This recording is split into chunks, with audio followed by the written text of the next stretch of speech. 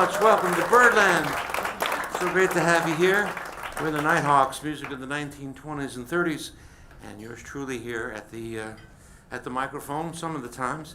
And I'm your band leader for this section. It's called Vince Giordano. That's what I am. And that tune that we played for you was something called A Night Ride. It was played by Bert Ambrose back in the 1930s over in England. And the guys are passing them all back in. Here we go. I make sure we collect all the parts so we can play it again. And that was composed and arranged by a wonderful British musician named Sid Phillips. Sid Phillips, great arranger. And we had some nice solos there. That was Will Anderson playing the clarinet.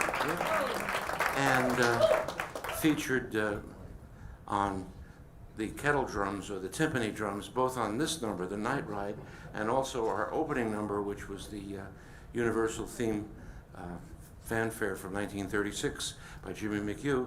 Playing all those kettle drums was Paul Wells back there. Yeah, all right. Well, here we are, and we had a request that came in because we've been having a lot of hot weather here in New York, and we're going to revive this tune from 1934 that Fletcher Henderson did, and this just came in an email, and like I say, we take requests, but we don't play them, but sometimes we do, and I felt like playing them this time because this is a very apropos tune. It's called Hotter Than, and then apostrophe ELL. It's supposed to say hell, but they couldn't say that on the label, in 1934.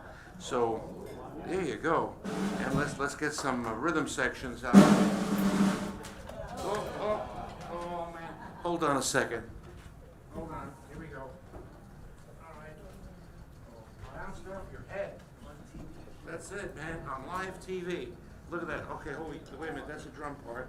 You got to give me you're all set? Okay, great. Original title of this tune was Yeah Man, and Mark Lopman transcribed this for us way back. Mark Lopman, the tenor guy. 1, 2, 1, 2.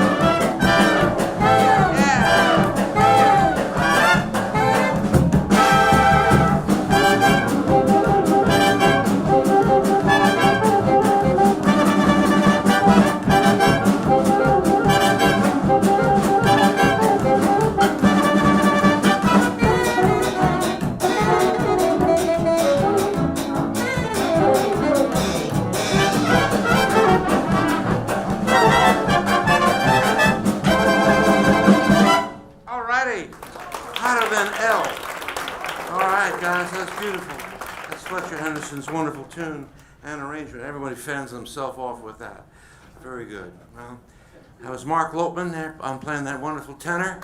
Yeah. We always like to talk about Mark Lopman, and he did some work with Buddy Rich. He did a couple of concerts with Frank Sinatra early on in his career, and he did a whole season of The Marvelous Mrs. Maisel, too, as a music director. Yeah. And the guy playing all that alto sax is a fellow I'd like to introduce to you in two ways. I'm going to tell you what his name is, and then allow him to take a microphone and continue with his little talk. That's Will Anderson, and he's going to do a little something for the Nighthawk Home Shopping Network. Take it away, Will. Thank you, Uncle Vince. Welcome to episode 1 of the Nighthawk Home Shopping Network. I wanted to let you know that I'll be upstairs at Birdland with my own ensemble every Saturday at 5:30 p.m. The show's called Will Anderson and Friends, and one week I'll have Sam Chest with me on the trombone. Another week I'll have Joe Boga. So come check that out upstairs. I also wanted to mention that I have a product for sale this evening. Now, it's not my own recording. It's not a CD. It's something that's much more labor intensive and has a much smaller profit margin. And it's a book. Yeah. It's called Songbook Summit, 15 Pioneers of American Sound, and it chronicles the lives of many of America's great composers and musicians, including Irving Berlin, Cole Porter, George Gershwin, Benny Goodman, and Lady Gaga? No. What? Anyway, check it out up front. Thank you.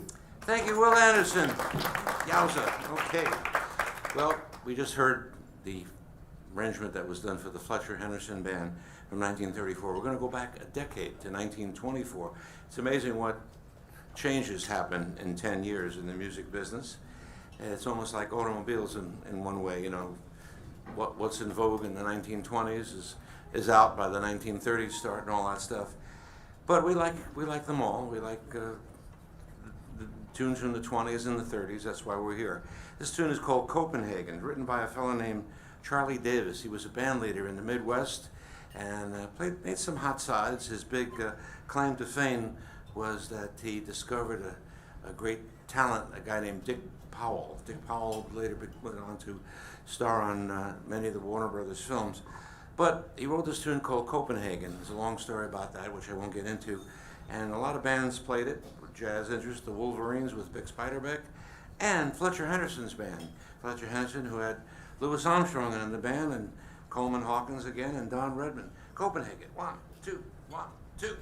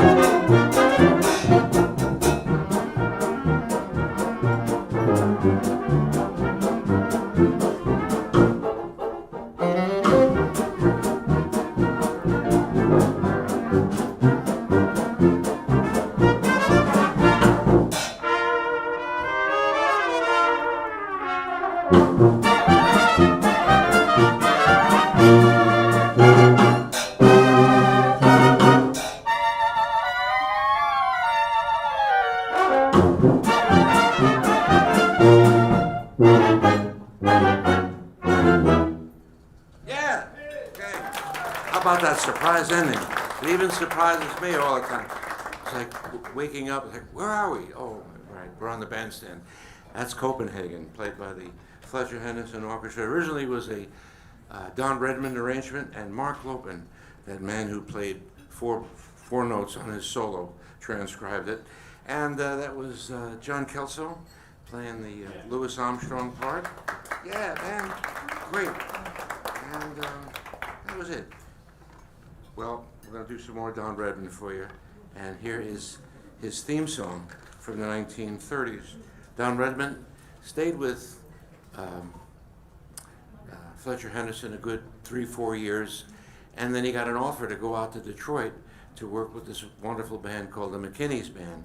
And they made a lot of recordings, and Don Redman got to write a lot of new material, and he was a great arranger and composer too. And he did that for a few years, and then things changed, and he came back to New York and led his own band. And this was his theme song, very funny little song. It has some implications in it. It's called Chant of the Weed. And I can assure you that he did not have weeds growing in his backyard. It was another kind of weed. But here it is, Chant of the Weed. 2, 1, 2, 3, 4.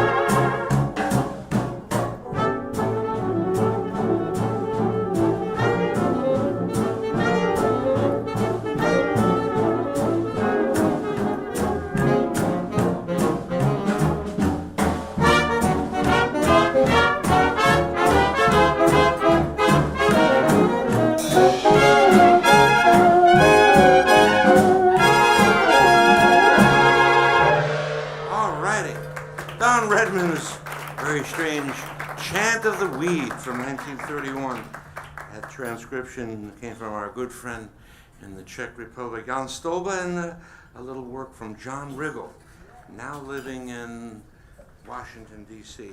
But we had a great solo there by clarinet man, sax man, not Don Redman. It was really Don Redman, but he couldn't make it. Dan Levinson. It's close to Don.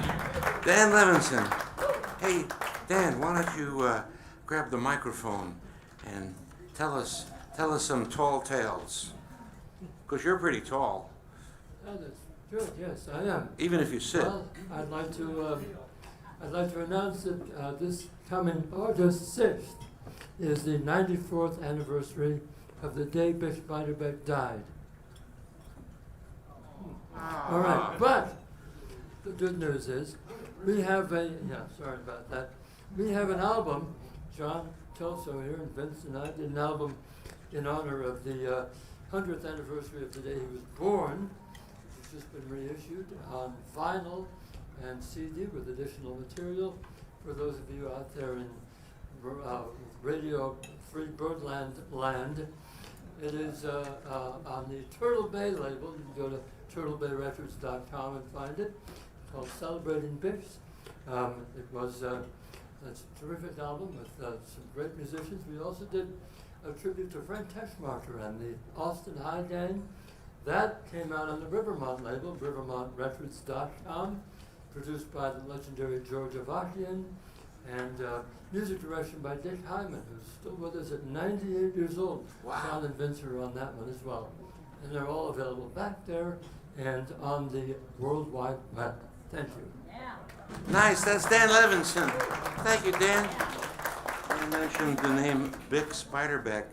Bix Beiderbecke, a wonderful jazz cornet player who came from Davenport and ended up here in New York. A very tragic short life, only 28 years old. And every year there's a big celebration of his music and others in Davenport, Iowa. And it's happening this weekend. It's, I think, July 31st to August 3rd or 4th. I can't remember. I have a little flyer here. If any of you are going out to Davenport or you're in the Midwest, watching this show, go over and catch it. It's going to be really great. In fact, our trombone man, Sam Chess, is going to be out there. He's walking there as soon as we finish the night tonight. No, I'm not kidding. He's flying out there. So it's going to be really great. Here's a song that Bix recorded back in 1927, co-written by Frank Trumbar, the wonderful saxophone player that he teamed a lot with to make some classic recordings, and his favorite drummer, a guy named Chauncey Morehouse, who I had the pleasure of knowing a lot, and so they wrote this little fun tune together called Three Blind Mice, and Jan Stolba took it off the record for us. Okay, this one's for Bix, guys. 1, 2, 1, 2.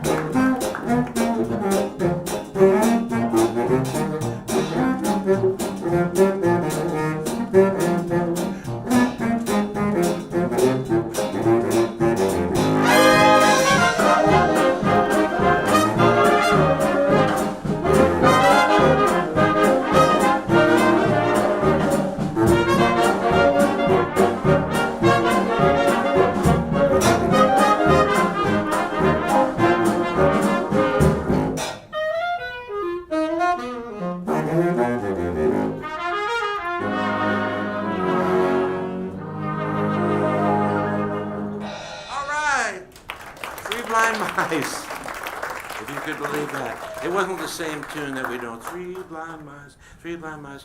I mean, it might have used some of the same notes. Okay. That was the great Felix Lemaire playing that wonderful Eddie Lang solo there on the guitar. Yeah. John Kelso recreating Bix Beiderbecke. And a little bit of yours truly here on the bass saxophone, grabbing most of Adrian Rolini's notes. Yeah, most of them anyway. Come back next year, it'll be better. All right, well, while we're in the Bix mood, let's play another tune associated with Bix. This is when he was with the Whiteman Band, and in I got the wrong tune up. Just scratch that, just re-roll the tape. The title got me there. This is called Miss Hannah. I thought we were going to do Oh Miss Hannah, but no, this is Miss Hannah, a different lady altogether. And this was done by the great McKinney's band with John Nesbitt there on the trumpet and Don Redman playing some great alto sax and arranging. And they wrote it together too. Miss Hannah, McKinney's, 1929. 1, 2, 1, 2.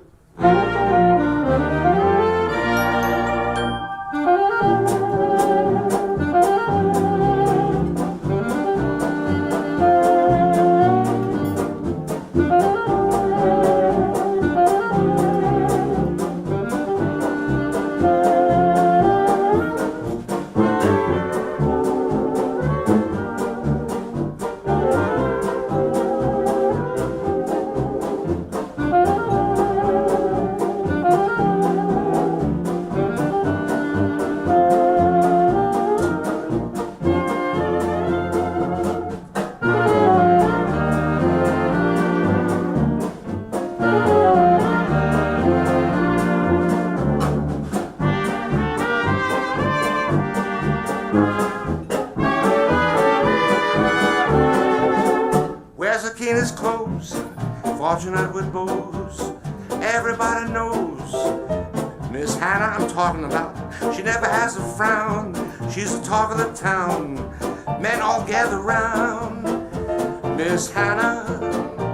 Now is she lovely? Oh boy, I mean, all the other girls in town go around unseen. Does she have a smile? And boy, what a smile. Man would walk a mile for Hannah.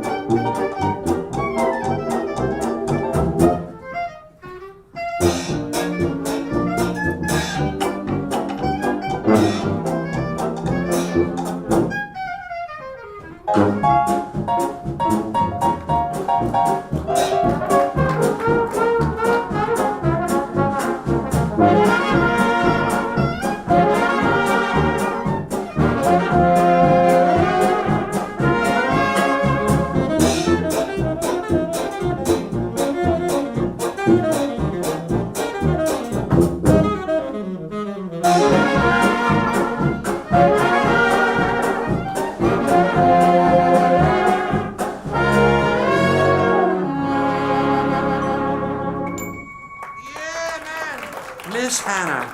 Oh man, I'm glad I got the right Hannah tune going out there. A little bit of Sam Chess there, playing some great hot trombone. Thank you, Sam. And Mark Lobin on the tenor. More John Kelso on some hot trumpet. Well, let's see here. Before we do our, I'm trying to just move things along. Hey, let's play this real slow one here, and we're gonna go back to the early days of Fletcher Henderson. This is a very strange tune written by Debussy Handy. Debussy Handy, the father of the blues, who wrote things like St. Louis Blues, Memphis Blues, Yellow Dog Blues. Man, he loved the blues, and why not? I mean, he made a lot of money and a lot of people happy being sad, or something like that. This is a tune that is not in the blues mode. It's called The Gouge of Armour Avenue. And the great late Phil Schaap wrote a whole thesis about this tune.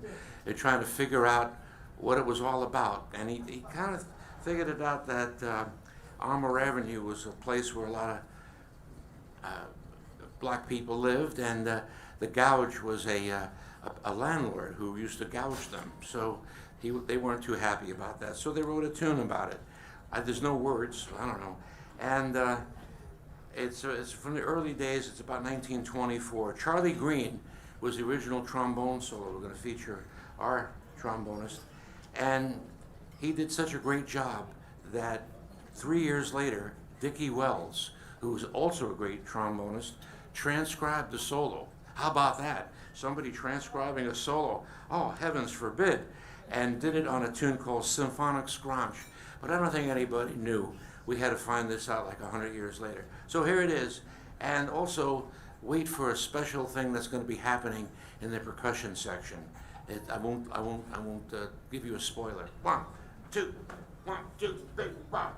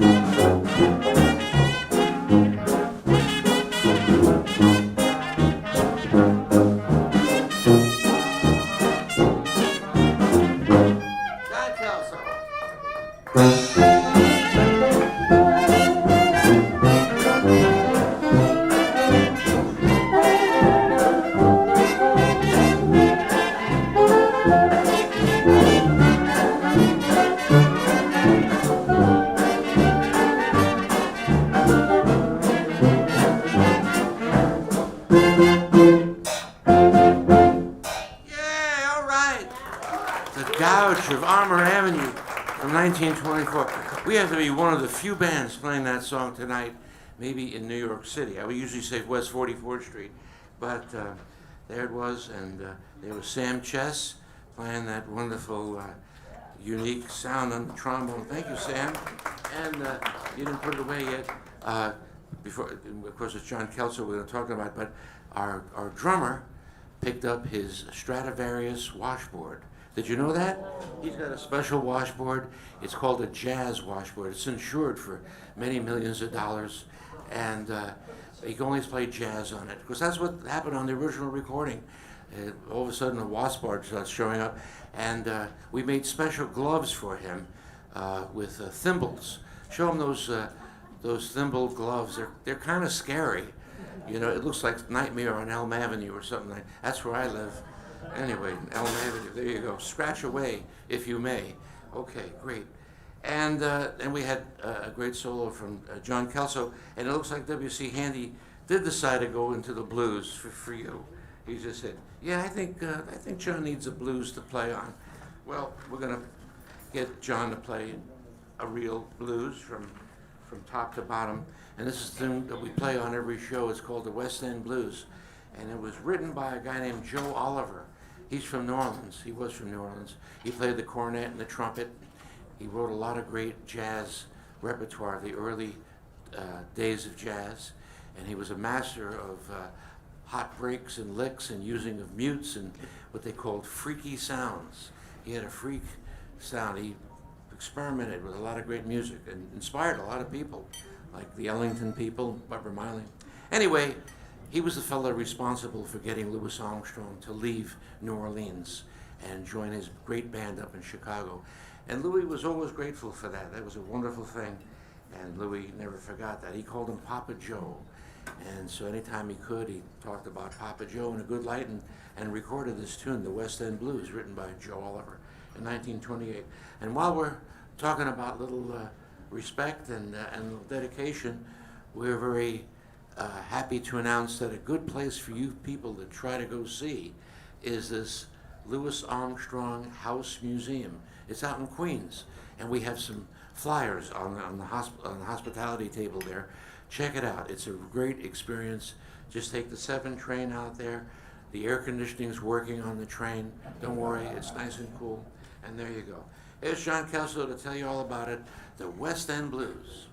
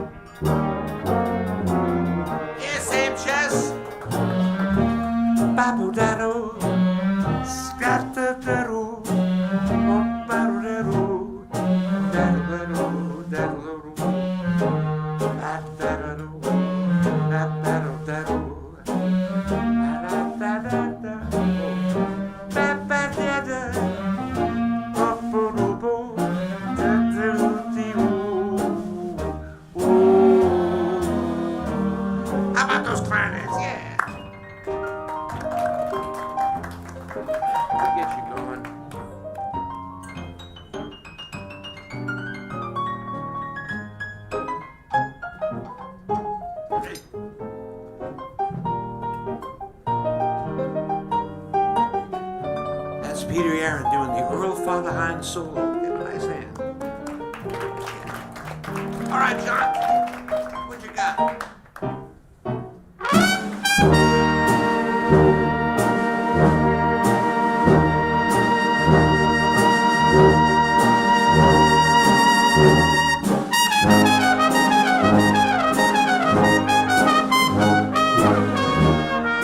Yay!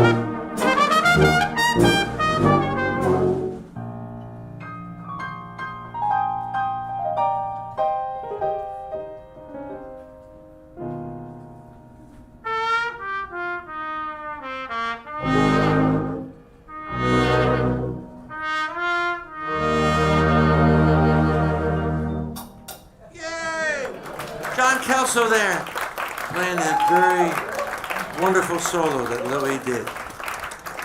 Hey, while we got everybody checking you out there, John Kelso, why don't you grab a mic and do your thing for Home Shopping Network?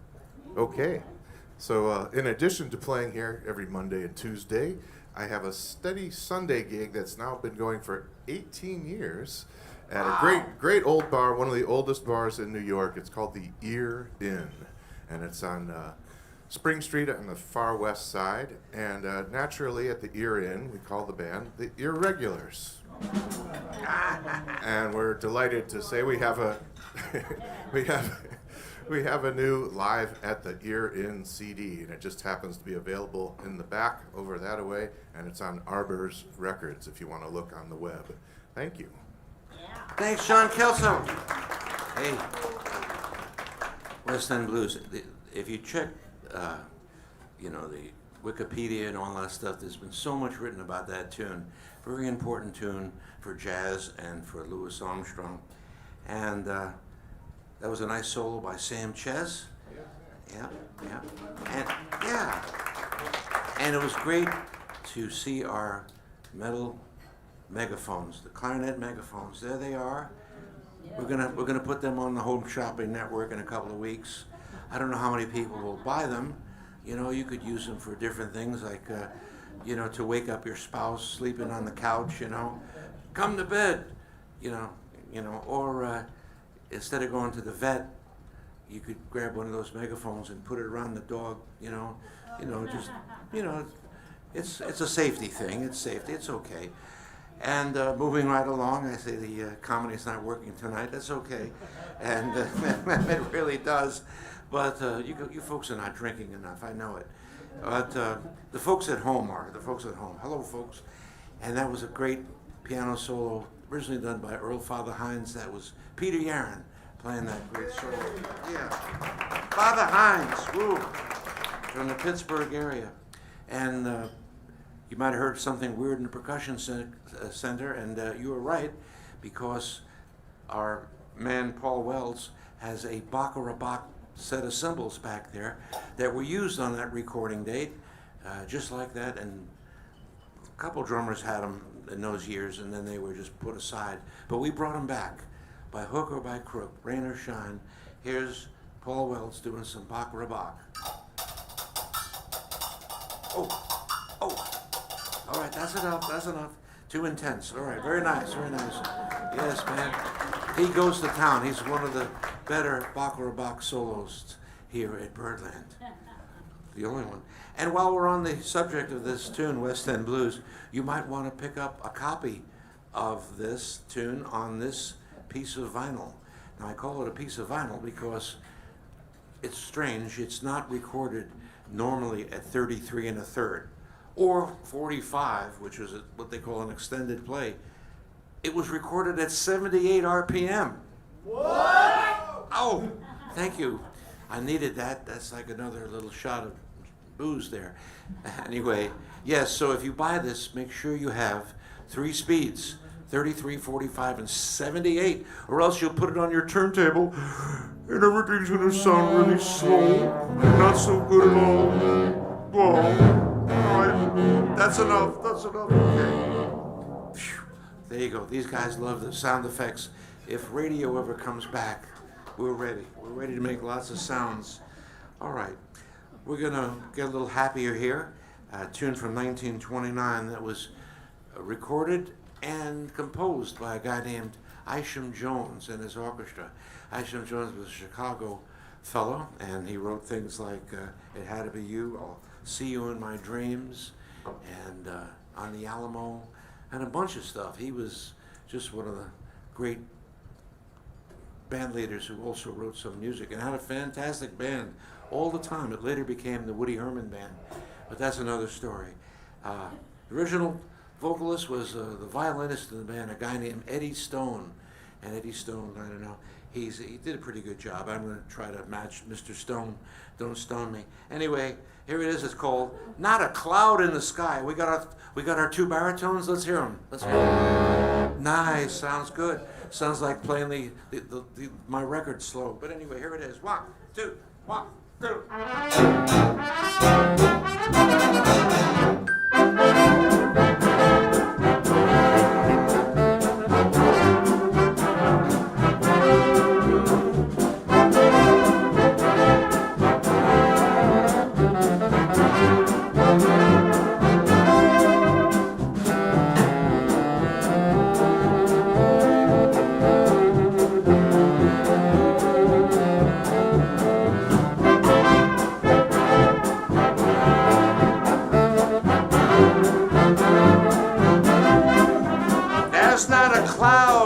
Cloud in the sky, and I'm proud, mighty proud to tell you why.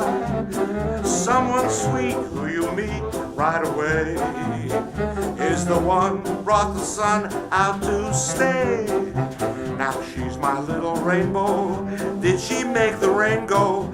I don't gaze at showers, just happy days and hours. Goodbye blues, rice and shoes, spread the news. There's not a cloud in the sky.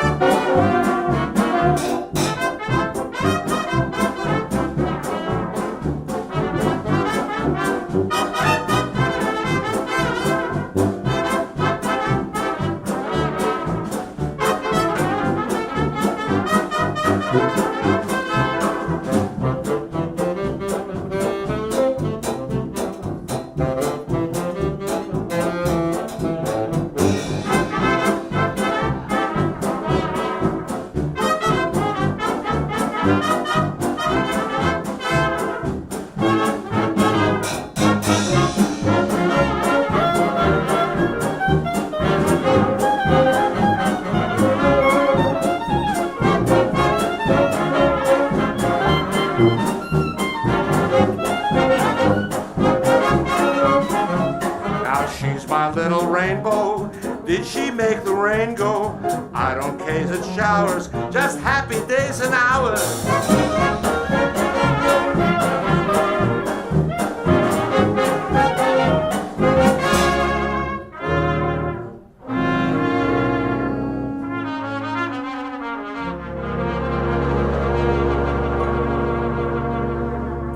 Yay! Okay, not a cloud in the sky. We could use a cloud in the sky.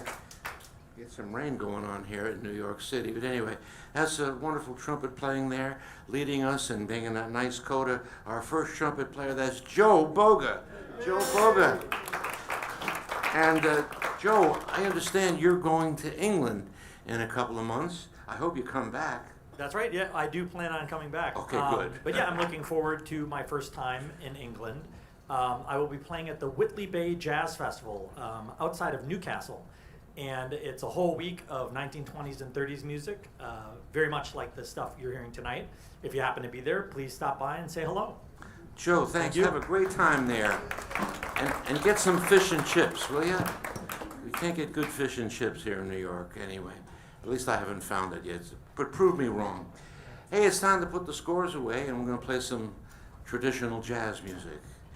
And John Kelso, why don't you come up with something that you like to play, and hopefully we like it too. How about Someday Sweetheart? Someday Sweetheart, all right. Here's a tune comes from the West Coast, and the composer credits were the Spikes Brothers. The Spikes Brothers, and I guess they wrote a few tunes out that way in the early to mid-20s. But Jelly Roll Morton was out there also, and he was doing a lot of work with them. And this tune suspiciously sounds like it has a few of the elements of Mr. Morton. But that's my own little thing. I'm ready to battle you on Facebook and TikTok And I'm just kidding. 1, 2, 1.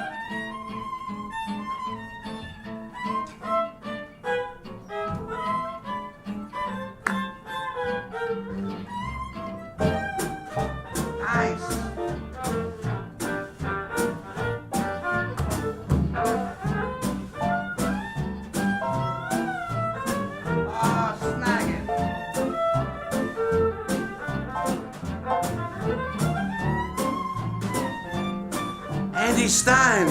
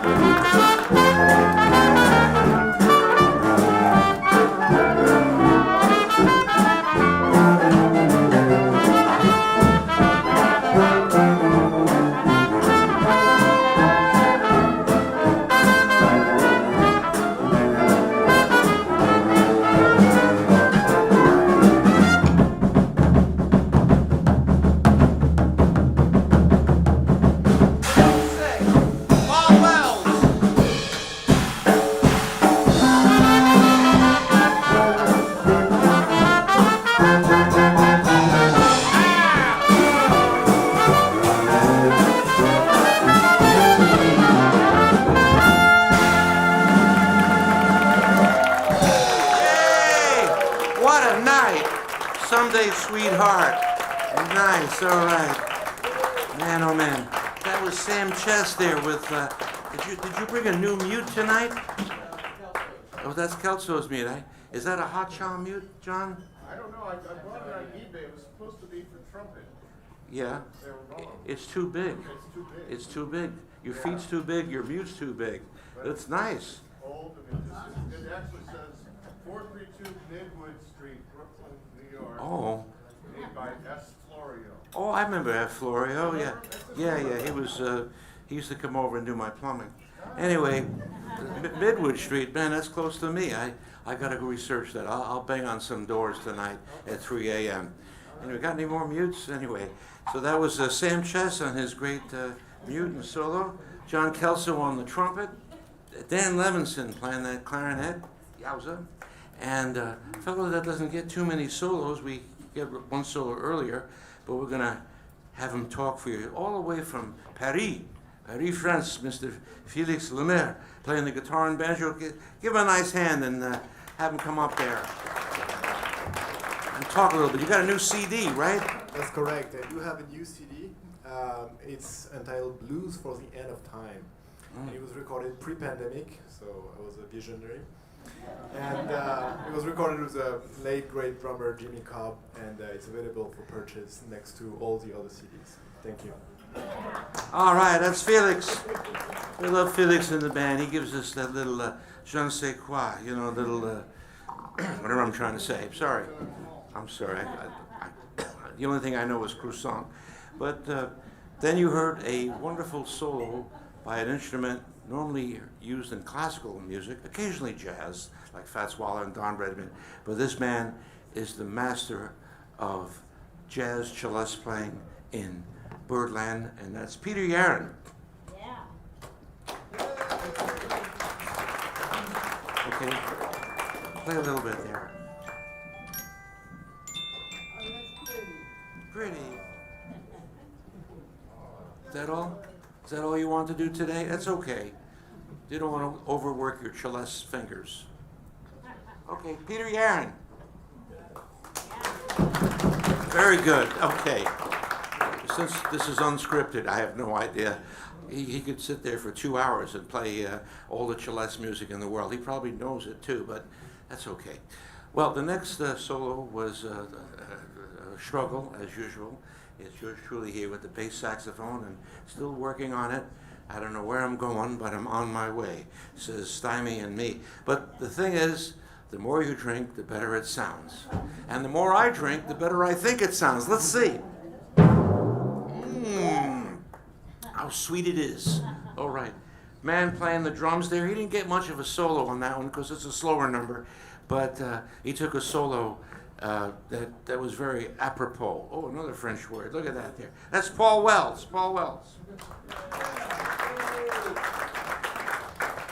Then our final soloist for this piece is a fellow who's normally known for his violin and saxophone work, working with Garrison Keillor, Bob Dylan, Sir Paul McCartney, sleep at the wheel, but playing here tonight, he's doing the phono fiddle, the Stroh violin, the violin with the horn that everybody wanted 100 years ago, and he's the only one that still wants it. Not really. But anyway, that's Andy Stein. Andy Stein. Nice. All right. Now my other little plug here, I always talk about this newspaper.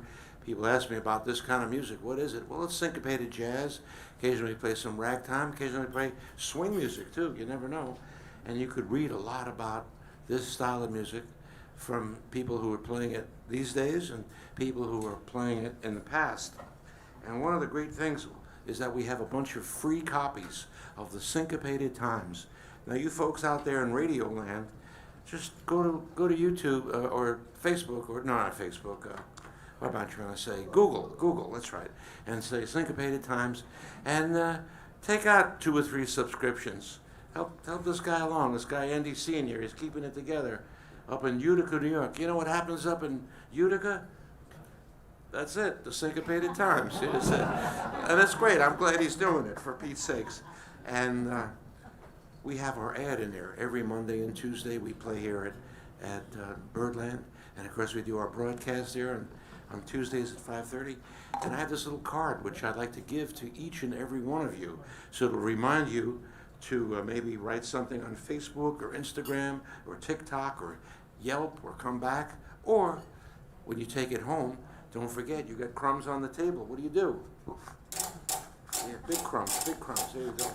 Or jazz up your refrigerator or something. Or buy Will Anderson's great book there.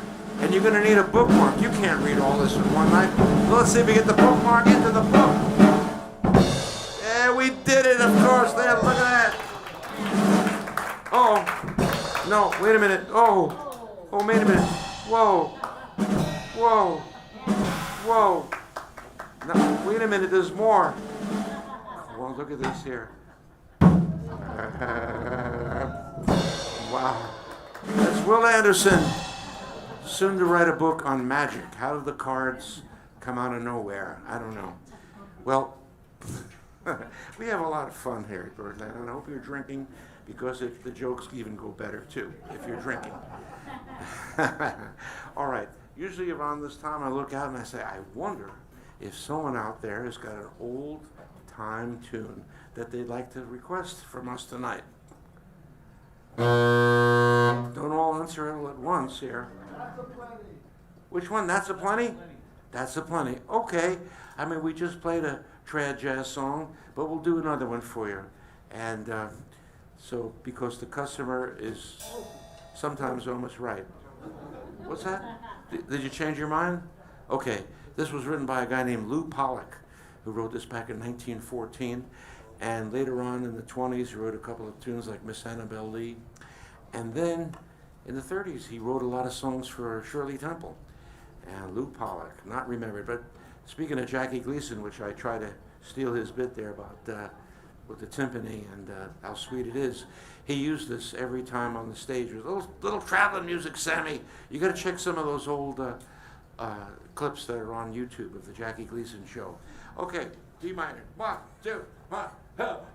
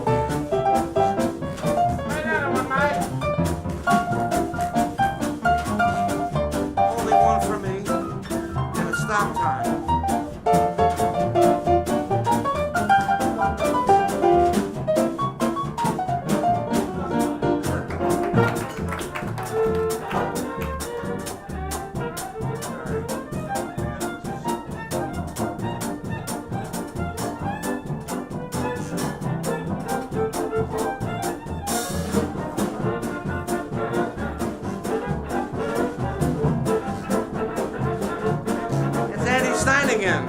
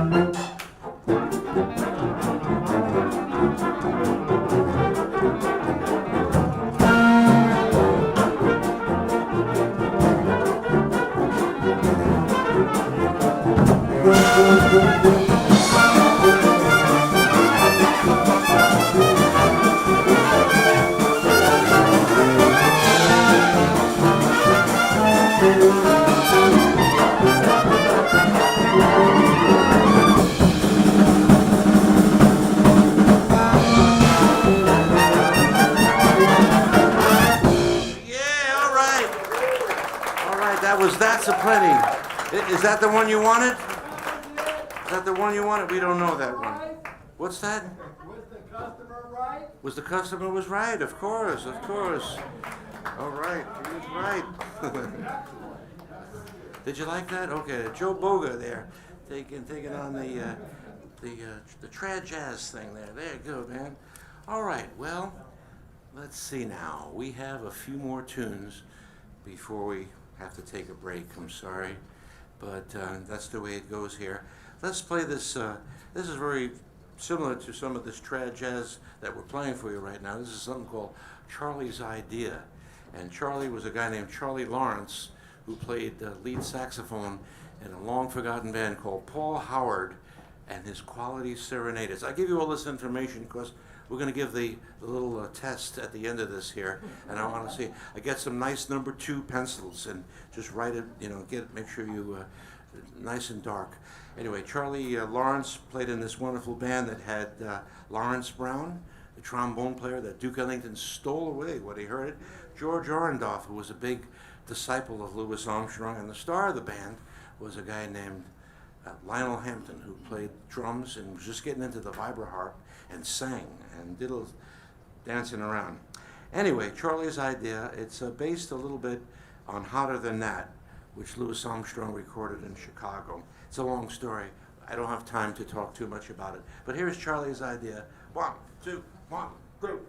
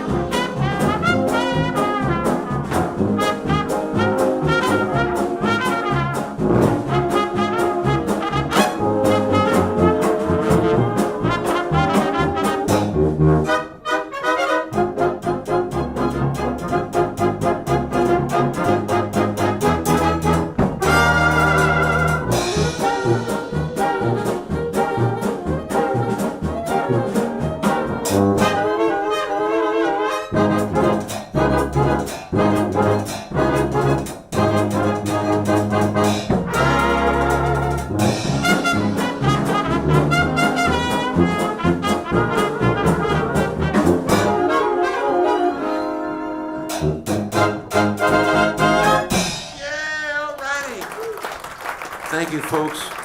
We want to thank you so much for coming tonight. How about a great hand for these wonderful, wonderful musicians with us tonight? Yes, everybody stand. I'm going to come on and take a bow.